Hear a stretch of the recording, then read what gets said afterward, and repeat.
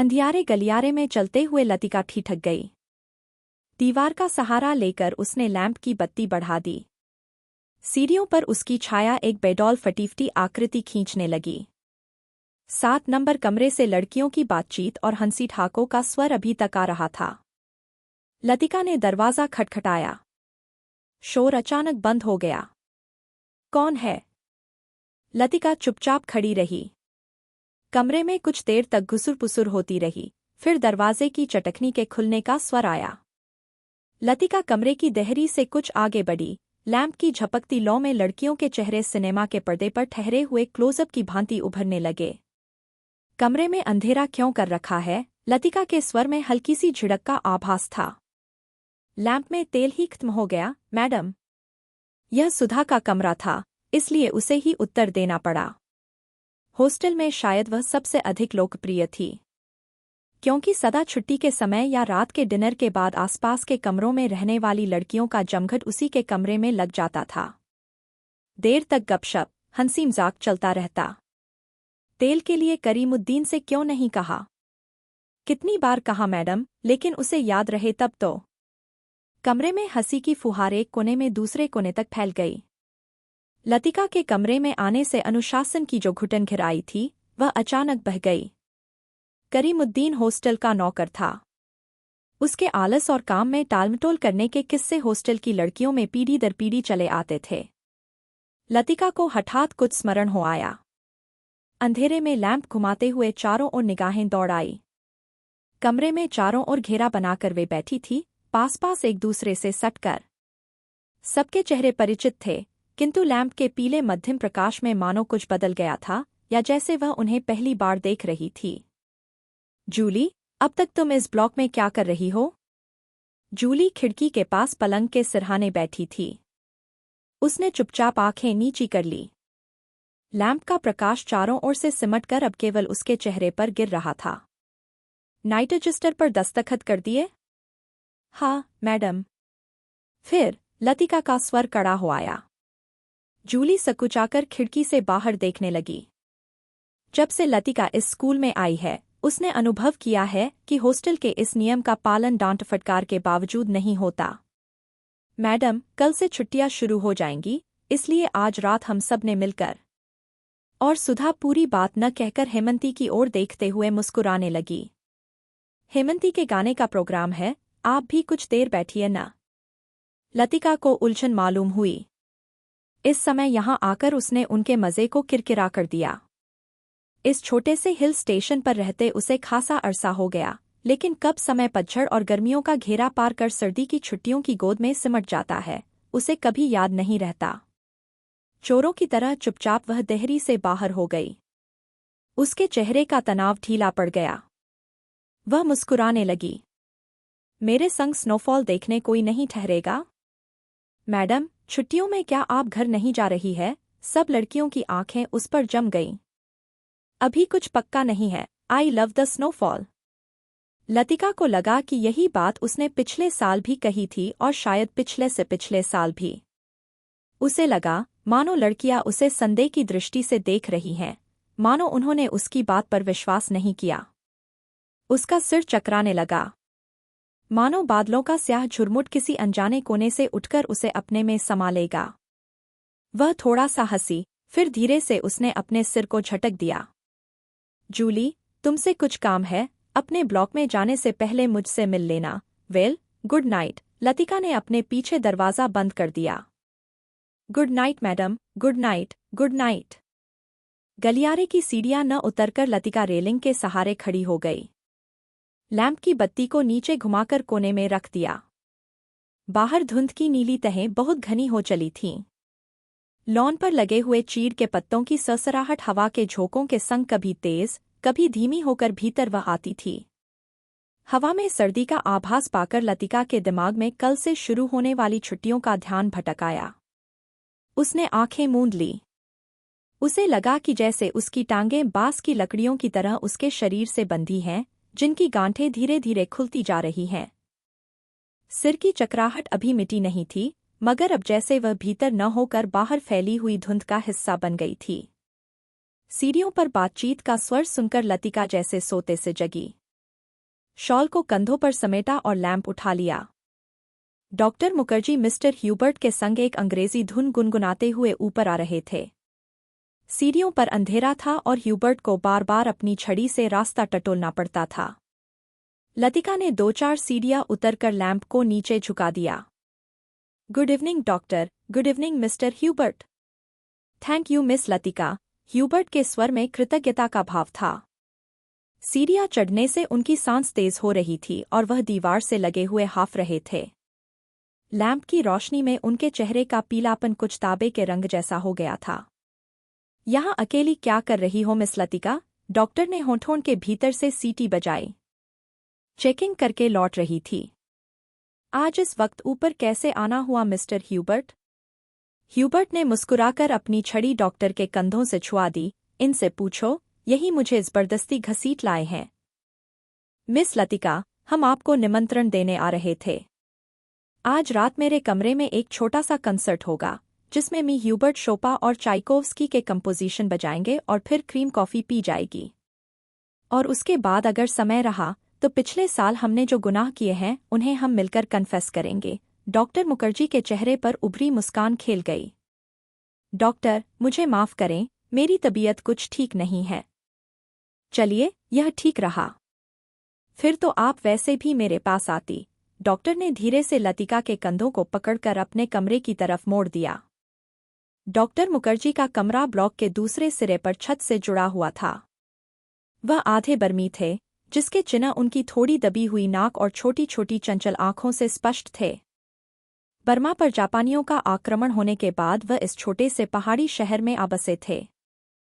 Private practice के अलावा वह कॉन्वेंट स्कूल में हाइजीन फिजियोलॉजी भी पढ़ाया करते थे और इसलिए उनको स्कूल के हॉस्टल में ही एक कमरा रहने के लिए दे दिया गया था। कुछ लोगों का कहना था कि बर्मा से आते हुए रास्ते में उनकी पत्नी की मृत्यु हो गई, लेकिन इस संबंध में निश्चित रूप से कुछ नहीं कहा जा सकता क्योंकि डॉक्टर स्वयं कभी अपनी पत्नी की चर्चा नहीं करते। बातों के दौरान डॉक्टर अक्सर कहा करते हैं, मरने से पहले मैं एक बार बर्मा जरूर जाऊंगा, और तब एक क्षण के लिए उनकी आंखों में एक नमी सी आ जाती। लतिका चाहने पर भी उनसे कुछ पूछ नहीं पाती। उसे लगता कि डॉक्टर नहीं चाहते कि कोई अतीत के संबंध में उनसे कुछ भी पूछे या सहानुभूति दिखलाए। दूसरे ही क्षण अपनी गंभीरता को दूर ठेलते हुए वह हंस पड़ते, एक सूखी, बुझी हुई हंसी। होमसिकनेस ही एक ऐसी बीमारी है जिसका इलाज किसी डॉक्टर के पास नहीं है। छत पर मेज कुर्सियां डाल दी गई और भीतर कमरे से परकोलेटर में कॉफी का पानी चढ़ा दिया गया। सुना है अगले 2-3 वर्षों में यहाँ पर बिजली का इंतजाम हो जाएगा, डॉक्टर ने स्प्रिट लैंप जलाते हुए कहा। यह बात तो पिछले सालों से सुनने में आ रही है। अंग्रेजों ने भी कोई लंबी चौड़ी स्कीम बनाई थी, पता नहीं उसका क्या हुआ, ह्यूबर्ट ने कहा। लतिका कमरे से 2 मोमबत्तियां ले आई, बाहर लॉन की ओर देख रहा था। मेज के दोनों सिरों पर टिकाकर उन्हें जला दिया गया। छत का अंधेरा मोमबत्ती की फीकी रोशनी के इर्द गिर्द सिमटने लगा। एक घनी नीरवता चारों ओर घिरने लगी। हवा में चीड़ के वृक्षों की सायसाय दूर दूर तक फैली पहाड़ियों और घाटियों में सीटियों की गूंज सी छोड़ती जा रही थी। इस बार शायद बर्फ जल्दी गिरेगी, अभी से हवा में एक सर्द खुशकी सी महसूस होने लगी है। डॉक्टर का सिगार अंधेरे में लाल बिंदी सा चमक रहा था। पता नहीं, मिस वुड को स्पेशल सर्विस का गोरखधंधा क्यों पसंद आता है। छुट्टियों में घर जाने से पहले क्या यह जरूरी है कि लड़कियां फादर एलमंड का सरमन सुने, ह्यूबर्ट ने कहा। पिछले 5 साल से मैं सुनता आ रहा हूं, फादर एलमंड के सरमन में कहीं हेरफेर नहीं होता। डॉक्टर को फादर एलमंड एक आंख नहीं सुहाते थे। लतिका कुर्सी पर आगे झुककर प्यालों में कॉफी उड़ेलने लगी। हर साल स्कूल बंद होने के दिन यही 2 प्रोग्राम होते हैं, चैपल में स्पेशल सर्विस और उसके बाद दिन में पिकनिक। लतिका को पहला साल याद आया जब डॉक्टर के संग पिकनिक के बाद वह क्लब गई थी। डॉक्टर बार में बैठे थे। बॉलरूम कुमाऊं रेजिमेंट अफसरों से भरा हुआ था। कुछ देर तक बिलियर्ड का खेल देखने के बाद जब वह वापस बार की ओर आ रहे थे, तब उन्होंने दाईं ओर क्लब की लाइब्रेरी में देखा, मगर उसी समय डॉक्टर मुखर्जी पीछे से आ गए थे। मिस लतिका, यह मी गिरीश नेगी हैं। बिलियर्ड रूम से आते हुए हंसी ठाकों के बीच वह कुछ ठहर गया था। वह किसी किताब के बीच में उंगली रखकर लाइब्रेरी की खिड़की से बाहर देख रहा था। हेलो डॉक्टर, वह पीछे मुड़ा। तब उस क्षण न जाने क्यों लतिका का हाथ कांप गया और कॉफी की गर्म बूंदें उसकी साड़ी पर छलक आई। अंधेरे में किसी ने नहीं देखा कि लतिका के चेहरे पर एक उनींदा रीतापन घिर आया है। हवा के झोंके से मोमबत्तियों की लौ फड़कने लगी। छत से भी ऊंची काठगोदाम जाने वाली सड़क पर यूपी रोडवेज की आखिरी बस डाक लेकर जा रही थी। बस की हेडलाइट्स में आसपास फैली हुई झाड़ियों की छायाएं घर की दीवार पर सरकती हुई गायब होने लगी। मिस लतिका, आप इस साल भी छुट्टियों में यहीं रहेंगी? डॉक्टर ने पूछा। डॉक्टर का सवाल हवा में टंगा रहा। उसी क्षण पियानो पर शोपा का नॉक्टर्न ह्यूबर्ट की उंगलियों के नीचे से फिसलता हुआ धीरे धीरे छत के अंधेरे में घुलने लगा, मानो जल पर कोमल स्वप्निल उर्मियां भंवरों का झिलमिलाता जाल बुनती हुई दूर दूर किनारों तक फैलती जा रही हो। लतिका को लगा कि जैसे कहीं बहुत दूर बर्फ की चोटियों से परिंदों के झुंड नीचे अनजान देशों की ओर उड़े जा रहे हैं। इन दिनों अक्सर उसने अपने कमरे की खिड़की से उन्हें देखा है। धागे में बंधे चमकीले लट्टुओं की तरह वे एक लंबी टेढ़ी मेढ़ी तार में उड़े जाते हैं, पहाड़ों की सुनसान नीरवता से परे, उन विचित्र शहरों की ओर जहां शायद वह कभी नहीं जाएगी। लतिका आर्मचेयर पर ऊँघने लगी। डॉक्टर मुखर्जी का सिगार अंधेरे में चुपचाप जल रहा था। डॉक्टर को आश्चर्य हुआ कि लतिका न जाने क्या सोच रही है, और लतिका सोच रही थी, क्या वह बूढ़ी होती जा रही है? उसके सामने स्कूल की प्रिंसिपल मिस वुड का चेहरा घूम गया, पोपला मुंह, आंखों के नीचे झूलती हुई मांस की थैलियां, जरा सी बात पर चिढ़ जाना, कर्कश आवाज में चीखना, सब उसे ओल्ड मेड कहकर पुकारते हैं। कुछ वर्षों बाद वह भी हूबहू वैसी ही बन जाएगी। लतिका के समूचे शरीर में झुरझुरी सी दौड़ गई, मानो अनजाने में उसने किसी ग्लीज वस्तु को छू लिया हो। उसे याद आया, कुछ महीने पहले अचानक उसे ह्यूबर्ट का प्रेमपत्र मिला था, भावुक, याचना से भरा हुआ पत्र, जिसमें उसने न जाने क्या कुछ लिखा था, जो कभी उसकी समझ में नहीं आया।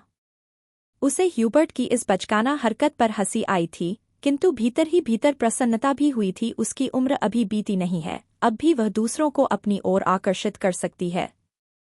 ह्यूबर्ट का पत्र पढ़कर उसे क्रोध नहीं आया, आई थी केवल ममता। वह चाहती तो उसकी गलतफहमी को दूर करने में देर न लगती, किंतु कोई शक्ति उसे रोके रहती है। उसके कारण अपने पर विश्वास रहता है, अपने सुख का भ्रम मानो ह्यूबर्ट की गलतफहमी से जुड़ा है। ह्यूबर्ट ही क्यों, वह क्या किसी को भी चाह सकेगी उस अनुभूति के संग, जो अब नहीं रही, जो छाया सी उस पर मंडराती रहती है, न स्वयं मिटती है, न उसे मुक्ति दे पाती है। उसे लगा जैसे बादलों का झुरमुट फिर उसके मस्तिष्क पर धीरे धीरे छाने लगा है, उसकी टांगें फिर निर्जीव, शिथिल सी हो गई हैं। वह झटके से उठ खड़ी हुई। डॉक्टर, माफ करना, मुझे बहुत थकान सी लग रही है। बिना वाक्य पूरा किए ही वह चली गई। कुछ देर तक टेरेस पर निस्तब्धता छाई रही। मोमबत्तियां बुझने लगी थी। डॉक्टर मुखर्जी ने सिगार का नया कश लिया। सब लड़कियां एक जैसी होती हैं, बेवकूफ और सेंटिमेंटल। ह्यूबर्ट की उंगलियों का दबाव पियानो पर ढीला पड़ता गया। अंतिम धुनों की झिझकी सी गूंज कुछ क्षणों तक हवा में तिरती रही। डॉक्टर, आपको मालूम है, मिस लतिका का व्यवहार पिछले कुछ अरसे से अजीब सा लगता है। ह्यूबर्ट के स्वर में लापरवाही का भाव था। वह नहीं चाहता था कि डॉक्टर को लतिका के प्रति उसकी भावनाओं का आभास मात्र भी मिल सके। जिस कोमल अनुभूति को वह इतने समय से संजोता आया है, ह्यूबर्ट उसे हंसी के एक ही ठहाके में उपहासास्पद बना देगा। क्या तुम नियति में विश्वास करते हो, ह्यूबर्ट? डॉक्टर ने कहा। ह्यूबर्ट दम रोके प्रतीक्षा करता रहा। वह जानता था कि कोई भी बात कहने से पहले डॉक्टर को फिलॉसोफाइज करने की आदत थी। डॉक्टर टेरेस के जंगले से सटकर खड़ा हो गया। फीकी सी चांदनी में चीड़ के पेड़ों की छायाएं लॉन पर गिर रही थी। कभी कभी कोई जुगनू अंधेरे में हरा प्रकाश छिड़कता हवा में गायब हो जाता था। मैं कभी कभी सोचता हूँ, इंसान जिंदा किस लिए रहता है? क्या उसे कोई और बेहतर काम करने को नहीं मिलता? हजारों मील अपने मुल्क से दूर मैं यहाँ पड़ा हूँ, यहाँ कौन मुझे जानता है, यहीं शायद मर भी जाऊंगा। ह्यूबर्ट, क्या तुमने कभी महसूस किया है कि एक अजनबी की हैसियत से पराई जमीन पर जाना काफी खौफनाक बात है? ह्यूबर्ट विस्मित सा डॉक्टर की ओर देखने लगा। उसने पहली बार डॉक्टर मुखर्जी के इस पहलू को देखा था। अपने संबंध में वह अक्सर चुप रहते थे। कोई पीछे नहीं है, यह बात मुझ में एक अजीब किस्म की बेफिक्री पैदा कर देती है। लेकिन कुछ लोगों की मौत अंत तक पहेली बनी रहती है, शायद वे जिंदगी में बहुत उम्मीद लगाते थे। उसे ट्रेजिक भी नहीं कहा जा सकता, क्योंकि आखिरी दम तक उन्हें मरने का एहसास नहीं होता। डॉक्टर, आप किसका जिक्र कर रहे हैं? ह्यूबर्ट ने परेशान होकर पूछा। डॉक्टर कुछ देर तक चुपचाप सिगार पीता रहा। फिर मुड़कर वह मोमबत्तियों की बुझती हुई लौ को देखने लगा। तुम्हें मालूम है, किसी समय लतिका बिला नागा क्लब जाया करती थी। गिरीश नेगी से उसका परिचय वहीं हुआ था। कश्मीर जाने से एक रात पहले उसने मुझे सब कुछ बता दिया था। मैं अब तक लतिका से उस मुलाकात के बारे में कुछ नहीं कह सका हूं। किंतु उस रोज कौन जानता था कि वह वापस नहीं लौटेगा। और अब क्या फर्क पड़ता है?